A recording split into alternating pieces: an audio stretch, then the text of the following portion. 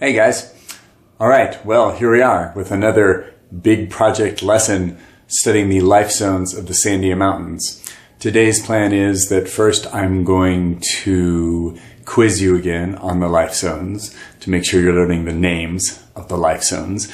And then I'm going to quiz you on the plants I taught you in the last lesson. I taught you one plant for each of the life zones. I'm going to quiz you, see if you remember the names of those plants. And then I'm going to teach you another plant for each life zone. So by the end of this, you'll know the 4 life zones and 2 plants for each life zone.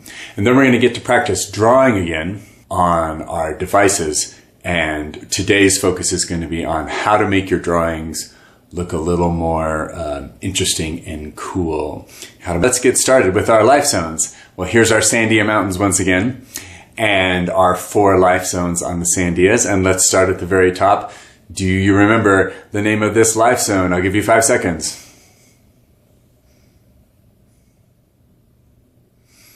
That's right, it's the Spruce Fir Life Zone. Or if you got it wrong, no, that's wrong. It's the Spruce Fir Life Zone, not whatever you said. Hopefully you got it right. The Spruce Fir Life Zone, the highest right. How about the life zone right below the Spruce Fir Life Zone? Do you remember the name of that life zone? It's the Mixed Conifer Life Zone. Mixed meaning a mixture of different trees, and conifer meaning trees that have needles on them. Conifers are zone below that. The second from the bottom life zone.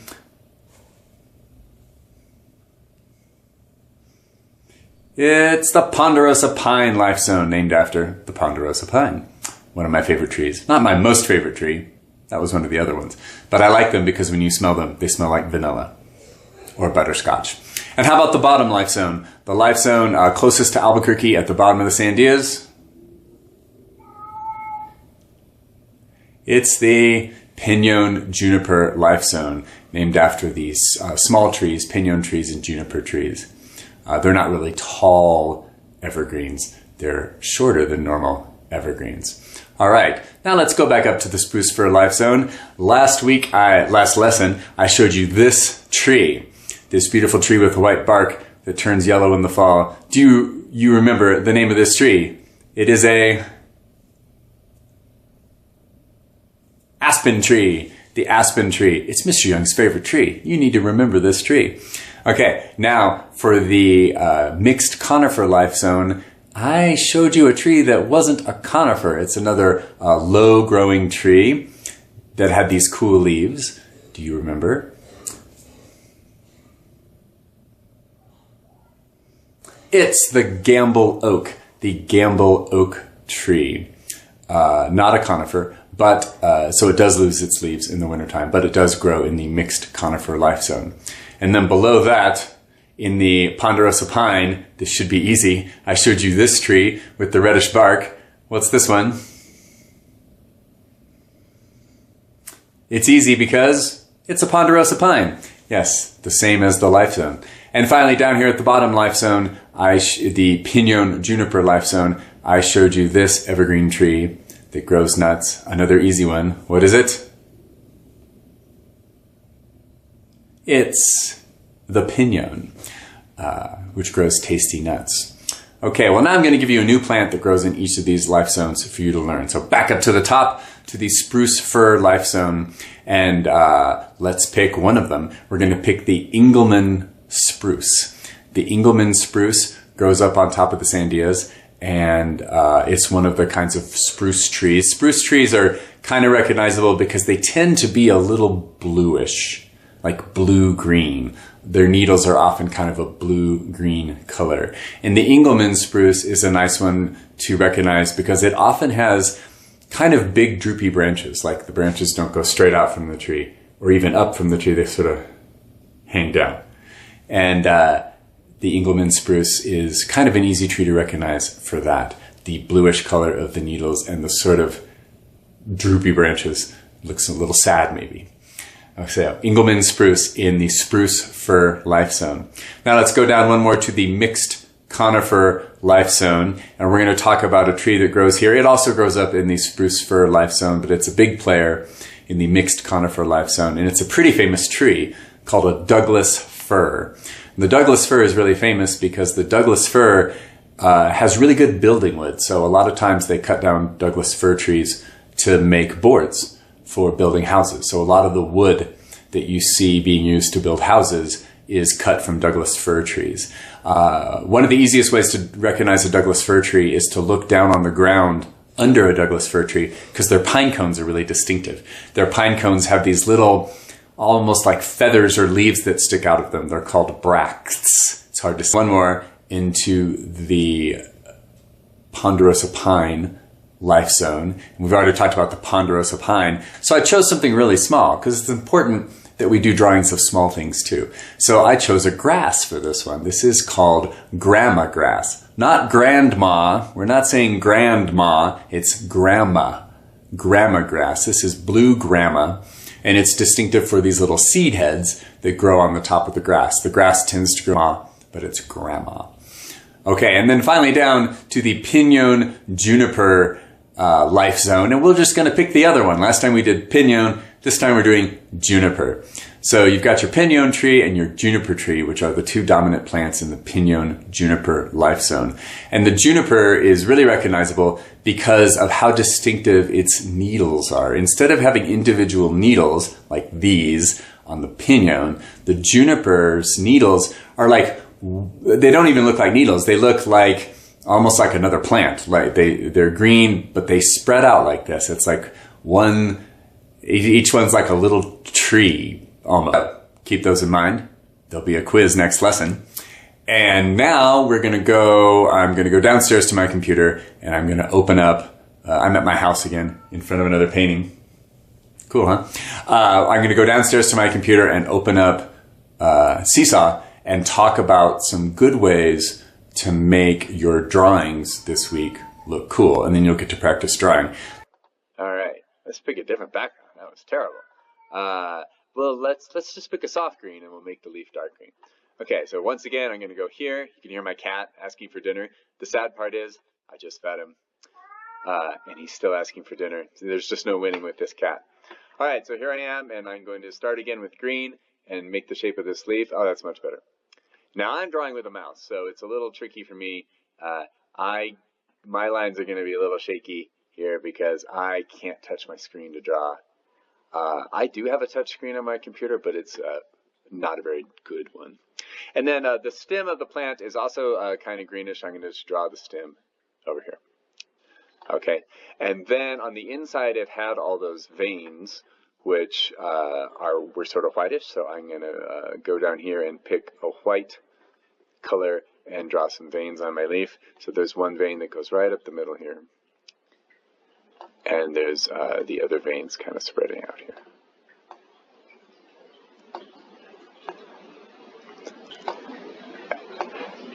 Now, finish this here. And this is okay as a drawing. It's not great. So let's make it better. One trick for making a drawing better is that that leaf had more than one color green on it. So I'm going to do more than one color green on this leaf. So I'm going to go down here and I'm going to switch to the marker here and look at the sizes. Look how big the marker can get. I'm going to pick this one right here and pick a slightly different shade of green and color more of that. I'm going to color right over that, my old line. And if I mess up a little bit and the old line pops out a little bit, no big deal, as you will see soon. Okay. The nice thing about drawing on a computer is I can just go right back over it again, right? I can go right here and go bloop and cover that up. And the truth is, one of the tricks is a thick line is better than a thin line. So if my line gets thick because I'm drawing right over it, it doesn't hurt a thing.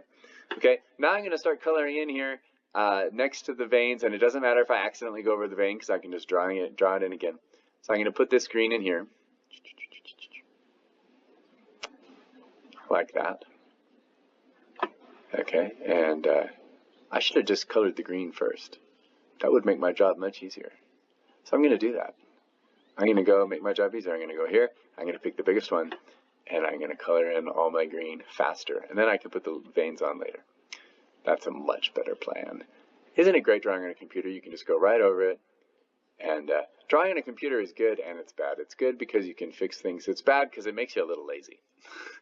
Right? You don't plan ahead. I didn't plan ahead because I didn't have to. I knew I could just erase it or go and fix it. Now, with my fat line, I'm going to lose my point here, so I'm going to stop there.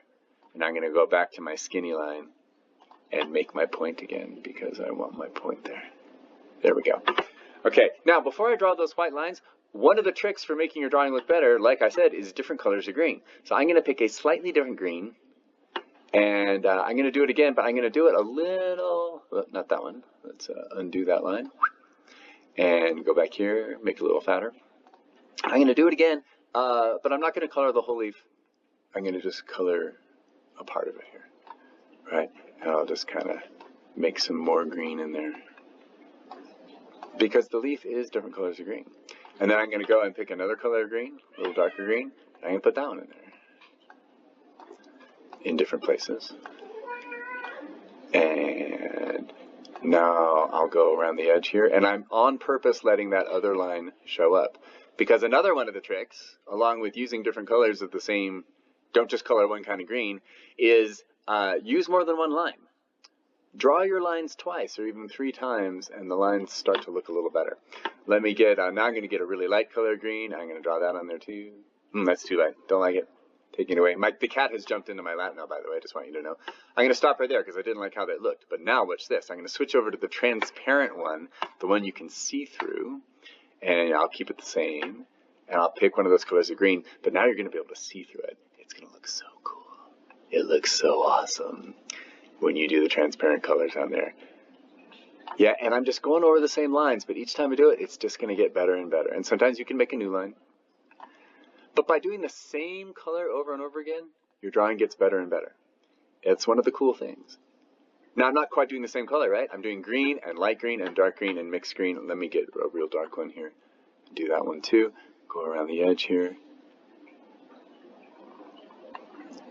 And look how I slipped over the edge. It doesn't even matter because I'm doing this in such a way that making my lines wiggly doesn't really hurt them. It just makes them look better. We'll go an even darker color and we'll put that in here, and in here, and in here, some in here, and some down here, and some down here. Now I'm ready to put those white lines in. So I'm going to go back to the pencil and I'm going to pick the thickest one, and it's still white because that's what I used last time. And now I'm going to draw those veins in there. And what really makes this one work is all those different greens. Really make it look cool. And so that is a great trick to use to make your computer drawings look better, and paintings. And if you're using something like colored pencils or even crayons, if you, instead of coloring your tree green the next time you color a tree, get like 3 different greens, a dark green and a light green, and use them all. And your tree will look even better, because that's how trees look in real life. They don't ever look just like one color of green. They look, oh, and one more thing I want to do, I'm going to go to the transparent one, and I'm going to pick that one right there, and I'm going to pick white again, and I'm going to put that white border around the leaf. That shiny white bit that's on the edge of the leaf, from the fuzzy bits on the leaf. All right, there's my aspen leaf. And okay, the next one I'm going to do is a juniper. And here is a really nice image of a juniper, and you can see those cool needles that it has, and the berries that grow, these blue berries that grow on a juniper. So I'm going to draw all these things. So if we look at it for the details, it's got these cool needles. If you look at the needles really close, you can see they're kind of bumpy. And then it's got these berries, and they're bluish, but if you look at them, you can see there's light blue, there's dark blue. And then the stem of this one, unlike the aspen, which is kind of green like the leaf, the stem of this one is sort of brownish gray. So I'm going to put all those things in there. And the one other trick I'm going to show you, I will show you in just a moment. So let me take this leaf and start over. And pick a new background. I like that light background, so I'm going to pick a light blue background for this one. And the first thing I want to draw is that stem. So we will start, I like starting with the pencil just to keep it simple. So I'll pick the thickest line. I like those thick lines. And we'll start with brown. And what I'm going to do is I'm going to start over here at the end, but I'm going to let, this is the last trick, I'm going to let my drawing go all the way off the page. If you look at that picture of the juniper, you can't see the whole tree. The branch goes right off the page, and that looks kind of good. And then I'm going to go over that same line again, which makes it look a little bumpy. And the more times I go over it, the better it's going to look. So now I'm going to pick a different brown and go over that same line again. And I'll pick one more brown, and I'll go over that same line again. Remember, I'm doing it with a mouse, so I'm kind of getting a wiggly line here. But I don't want it to be exactly over the same line anyway, because then you wouldn't see those other colors. I want them in there. And some of it was gray, so I'm going to pick some gray here and put some little gray bits on it here and here and here. And there's my stem. And now I'm going to draw those branches and the needles. And so they're green, so I'm going to go back to green here, and they're a little, so let me just draw them green here. And they sort of, they branch out from each other like this. They look like branches, but they're needles. Notice the little gap there? That's not going to be a big deal, right? Because I'm going to go back to it and do more. Okay, so here we go. Now, I don't think, I was going to say I'm not going to do the whole thing, but it's not taking too long, so I will do as much as I can. So here's some of those juniper branches, looking good. And a couple more here. I say branches, that was the wrong thing, needles. Okay, now time to use one of the tricks. I'm going to go right back to those needles and do them in another green. So that's not different enough. Let's make it more differenter. There we go. Wow, you really can't see that very well, but it's going to look better the more I do it. So I'm just going to go over here. Now you might be saying, hey, you're actually not right on those lines. It doesn't look, it looks a little sloppy. Part of that is I'm trying to use a mouse. But the other thing is I'm still going back over them, right? I'm going to go back over this with thicker lines and with some of those transparent lines, and it's going to look good. If you make a mistake, like these little wiggly lines here, keep going. Keep going, because you can draw right over it later, and you can fix it. And going back and starting over takes a lot more time than adding more, right? Every time I go over these with a different color, it's just going to get better and better. Each time I go over it with another kind of line, it's going to get better and better looking because it looks more real and more interesting. So I'm not going to worry about the fact that I can't get them right on those lines. I don't even like that line. The old line was too straight there. I want it to be a little more wiggly because that's how plants really look. All right, and then I'll do one more green here. I'll pick a really light one so it looks really different. Nice. And I'm only going to do that in a few spots because that's a really different color. So I'll do it here, I'll do it here. I'll do some right there, do some right there. And again, the trick is, one of the tricks I'm showing you here is let it go off the page, right? I let my drawing go all the way off the page. The other trick is go over the lines again and again. And the other trick is use a lot of the same kind of color, but change the color a little bit each time. Now let's switch to the marker bit. I don't think I want it to be quite as wide. I'm not filling in the whole thing. I'm just going to go to here. I don't think I want to color over those lines. Let me try some of the transparent because it looks so good, and start skinny and see how that looks. I don't want it that light. Let's do it here. Okay. I think I want it a little darker because it's already see-through. Yeah, that looks cool. And I'm actually going to on purpose go right over all my old places there where I didn't get it quite right. Ooh, that's almost gray. Interesting. Let's back up a little bit, make it a little greener. There we go.